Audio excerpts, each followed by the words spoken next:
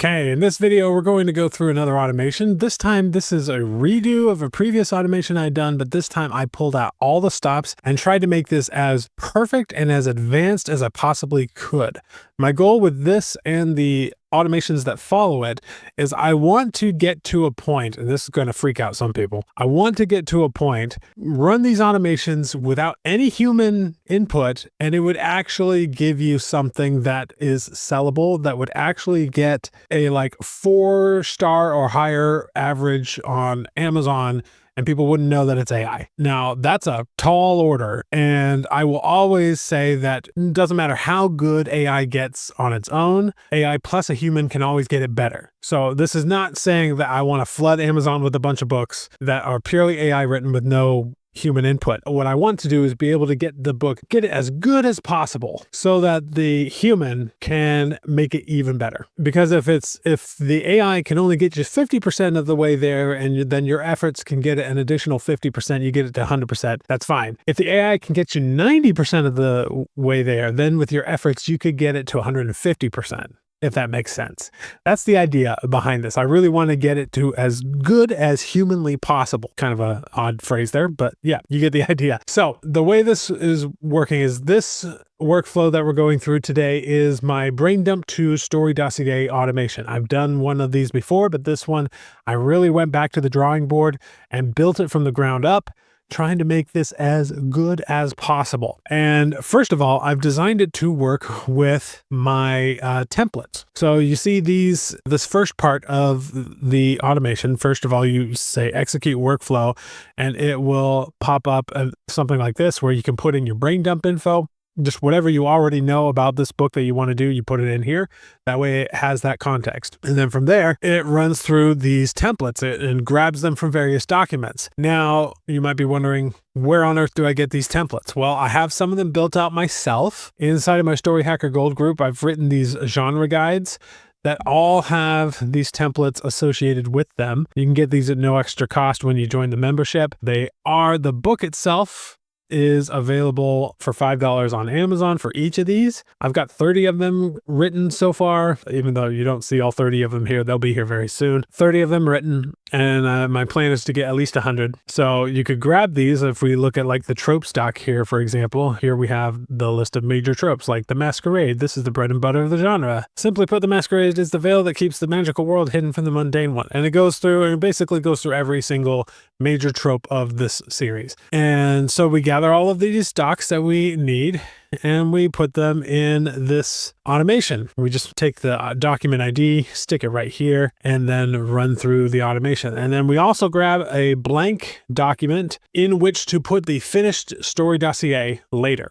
So it'll be blank when you start, but eventually we'll get to it and it will fill it up. I'll show you an example of a fleshed out Story Dossier at the end of this video. All right, so then we run through a series of AI automations, and you can tell we've got a bunch of them here. Some of them are more powerful than others. And you'll see one of the things I'm doing now to try and clean these things up is here where you identify the model that you're using. I've labeled it whether you should use an inexpensive or a medium or a highly powerful model for this step. And for instance, this one, I tell you to use an inexpensive model because all this step is doing is looking at the tropes and identifying what the genre of those tropes are. So I give it all of those templates and then say, identify the specific subgenre for these templates and output just the name of the subgenre, nothing else. It's a very simple thing that even the smallest model can do.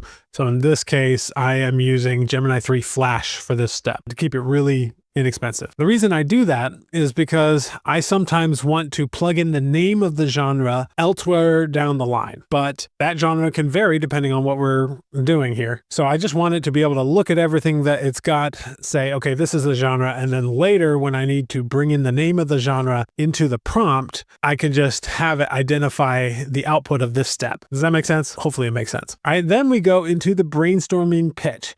And these 3 prompts here are kind of a set here What this one does is it brainstorms 5 pitches based on the genre and based on your brain dump info. So whatever you put into the brain dump info, even if you've got a pretty well-formed synopsis there, it will actually give us 5 additional pitches based on this hook rubric that you can see here. I've got a pretty extensive rubric for what makes a good hook. It keeps that in mind and then goes through and says above, you will find a variety of tropes and a plot template for this genre, and then it pulls in the name of the genre that was generated in the previous step. You may also find an author's brain dump for a book or series. Your highly complex task is to brainstorm 5 story pitches for a new book in this genre. Make sure that it has an original setting and premise, but still sticks to the tropes and overall plot outlined, as well as adhere to the author's brain dump. Use the hook rubric that I have above to formulate your pitches. Format each story pitch in Markdown as follows, and then I have it constructed this way. All right. And then it runs a specific, or this one right here, it runs a specific prompt designed to identify which one is the best, which it can usually do pretty well. By the way, for this brainstorming pitch, I recommend a powerful model like Claude Opus 4.6 or Gemini 3, and probably at least something on the level of Gemini 3, maybe Claude Sonnet or any of those for this step where you're picking the best. I have found that there is a remarkable amount of consistency when you ask the AI what it thinks the best is across multiple models. I found that that's like 80% of the time they're picking the same one. So I think that's pretty cool. So it'll pick the best one here. And then when it goes through this prompt, there's a lot of stuff that I have it do. Like I have it explain exactly why it thinks that that pitch is the best one. Goes through this whole process. The output's kind of long, so I don't necessarily want all of that craziness around it. So I then run with an inexpensive model. I have it select just that one pitch that was picked in the last step and just output the text of that pitch verbatim, just so we have the one text that we can now plug and play into the next few steps. All right. Okay. This is where, and all of that we've done is very similar to what I had in my previous brain dump to dossier automation, although I have refined the prompts a little bit better. They work a little better, but this next part, these next like couple of steps are unique. Quick pause. If you're an author who wants to start writing more books, I put together my complete AI prompt pack that helped me and many others in my community write a book in a month. It's completely free. Hit the link in the description. Join the free waitlist for Story Hacker Gold. Then you just answer a couple quick questions and I'll send you the full prompt list plus a few extra free goodies.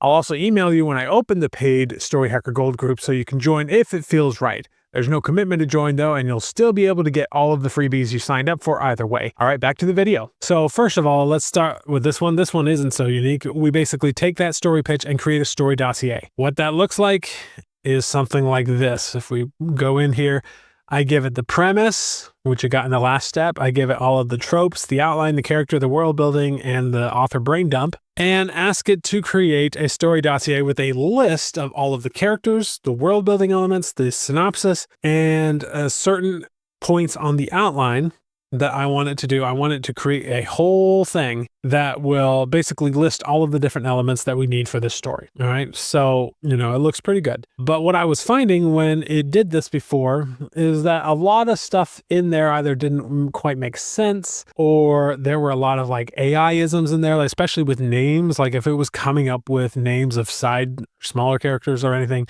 you get all kinds of names that pop up in AI all the time. Then went through a couple of critiques or checks. In fact, I think I'm going to rename these as checks. Emotional check. So named because we want the AI to check on these things. So here we have 2 checks, an emotional check and a character name check. The emotional check is looking through this and saying like, does it actually resonate? Like, is this an interesting idea? Basically, you will analyze the above story dossier for theme, cohesion, and emotional payoff quality.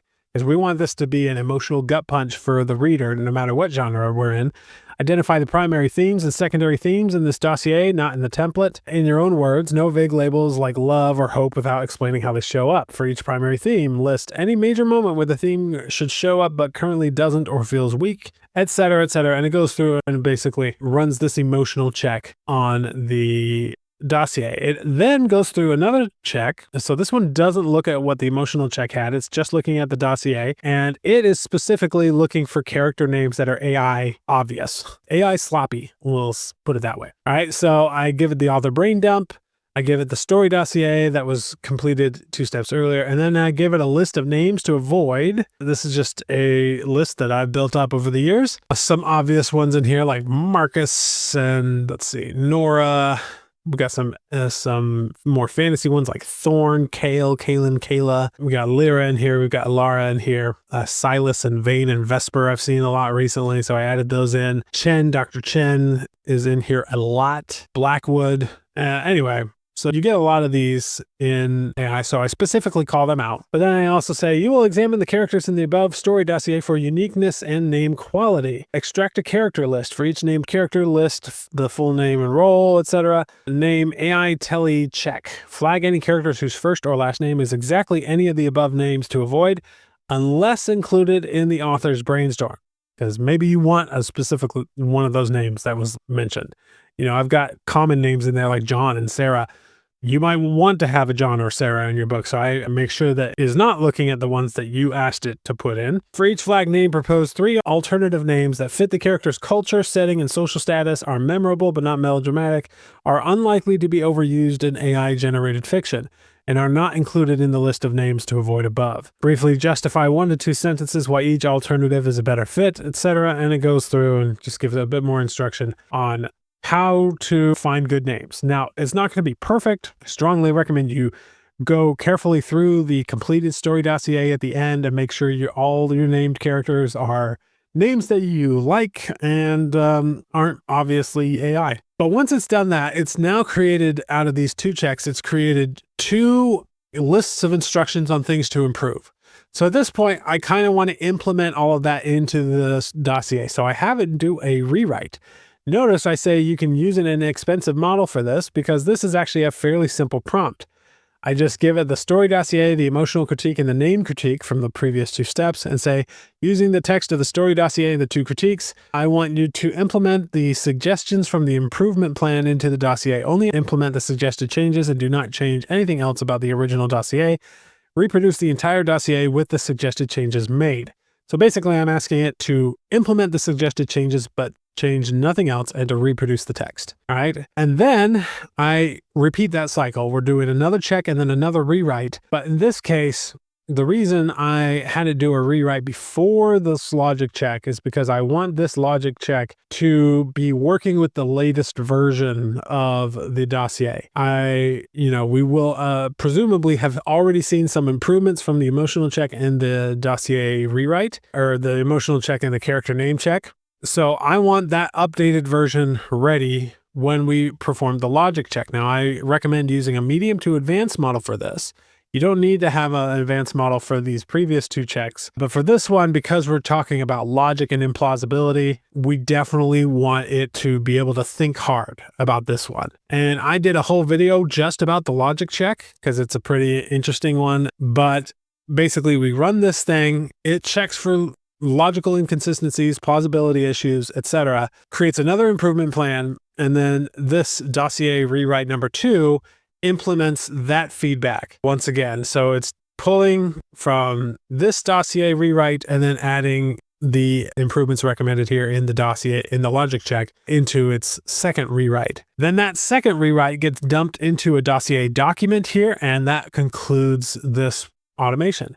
So what does this actually look like in practice? At the end, I'll show you an example of one. So in a previous video, I had outlined a vigilante series that I wanted to do, but in a fantasy setting. So I took all of those templates from a vigilante crime thriller and adjusted them to work in a fantasy setting. And then I brainstormed some ideas for what that would look like. Off camera, I then took those ideas and ran it through this exact story dossier. And this is what I ended up getting. So it's called Story Dossier, the red node. Of course, that's just the name it gave it. I'm probably going to name it something else because that sounds too sci-fi. There is something in here called a node because this fantasy world does have some elements that are sort of influenced by a more technology-ish thing. but that's not really something I dwell on too much. And so this is the synopsis that I was given from everything that I had put together in my brainstorming of this series. A disgraced special ops soldier hunting for the only witness who can prove a government cover-up discovers his former subordinate is currently being rendered into magical fuel, and the conspiracy that killed his unit now controls the entire city. Now, I will modify this a little bit because this sounds too much like a modern day thing. So instead of special ops, we could call him like government sanctioned assassin hunting for the only witness who can prove a government cover-up, discovers former subordinate is currently being rendered into magical fuel, and the conspiracy that killed his unit sounds too military, like modern military, that killed his battalion, maybe, now controls the entire city. And then we have the full pitch. So that was just the log line. Here's the full pitch. Cor Morrick just wanted to find Jace. For 3 years, he's been hunting through the vertical slums of Arch City, a metropolis carved into the walls of a mountain chasm, searching for the one surviving member of his Black Ops unit who can prove their government ordered them to massacre civilians to cover up illegal human experiments. Instead, Cor finds a nightmare. During a desperate raid on a shipment of blood nodes, stabilized magical fuel drained from living husks, Cor used a node to survive and hears a stranger's dying scream, but the iron glass vial bears a batch number that leads him to an industrial slaughterhouse. This is kind of like industrial age fantasy. There he finds Jace strapped into the husk machine. The rescue comes too late. Jace dies, and in the extraction and resulting red node pulses in Cor's hand. It used to be his friend. Now Cor isn't hunting for a witness, he's hunting for the light elf noble who ordered the experiments, the gray-skinned enforcer running the kidnapping operations in the spans, and every corrupt watch captain who signed the orders to look the other way while the poor disappeared into processing labs. He has one brand, Grace, which gives him impossible balance and precision but zero firepower. He has a bandolier of dwindling natural node charges, vermin magic caught in the spans. And he has a dwarven investigator named Boren who started out hunting him, but just had his own murder files sealed by the Heights. The Illidan Restoration Society promises to save humanity from a coming war by perfecting demons. Soldiers force-fed multiple brands through the blood nodes. That's something that came from my world building. Cor's already been framed for one massacre. If he can't expose Lord Ilion's operation before his node supply runs out, he'll be blamed for another, and the only family he had ever had will have died to fuel the monsters that inherit the city. Cor promised to the reader is a gritty fantasy noir vigilante thriller set in the vertical city of bridges and shadows where magic runs on finite ammunition and justice requires becoming the monster the system fears. Expect brutal interrogations in damp tunnels, a cat and mouse chase across swaying suspension bridges, and a hero who must choose between dying as a wanted murderer or proving that his government feeds the poor to create weapons. All right, so that's the core premise, which I think is pretty solid, especially knowing that a lot of this world building came from me, so I kind of have it all in my head. And then it lists the main cast and gives us just a sentence or two about each. So Cor Morrick is our main protagonist, a disgraced former Spec Ops commander branded with grace. We're going to change this again to government-sanctioned assassin commander. Branded with grace, kinetic manipulation and balance. He operates from the deep shadows of the spans to avoid detection. He is driven by the weight of the dead, physically carrying the souls of his unit as ammunition. That's not quite right. So it is going to still get things wrong. So you want to go through this. I'll just remove that sentence entirely, I think. All right, and then we have Lord Ilion, Investigator Boren, Thovikar, Sable, Old Doc Mole, and minor characters like Jace, Captain Gorn, Auditor Krell. These are all names. You'll notice none of these names are particularly AI sloppy. Some of them I'm sure could be that I just haven't identified recently, but I look at all of these and I'm not seeing anything that particularly stands out as being AI sloppy to me. And then we have locations. So it goes through the locations, gives us a sentence about each. Magic and technology, it has an explanation of what that looks like. And then part 4 is the outline where it actually gives us a couple of key moments in the story. I don't have it do the entire outline at once, but we do want to have the opening image, and then we'll have the closing image here at the bottom as well, because those are important to know, like how has the character changed? What's the inciting incident? What's the Act 1 twist? What's the midpoint? And what's the climax? These are the ones that I like to identify before I start outlining the actual outline. I have it jot all of those down as well. So that is the story dossier in a nutshell and what it looks like. Of course, there are going to be a few things that need tweaking, but overall, I think this is absolutely a fantastic Story Dossier that is way better than what I had with my previous automation. Although it is more advanced and will use more of your AI credits. But hopefully this video has been interesting to you. If you want to get your hands on this specific automation, it's in my Story Hacker Gold group. Go ahead and join the waitlist for that down below. And I'll see you in the next video.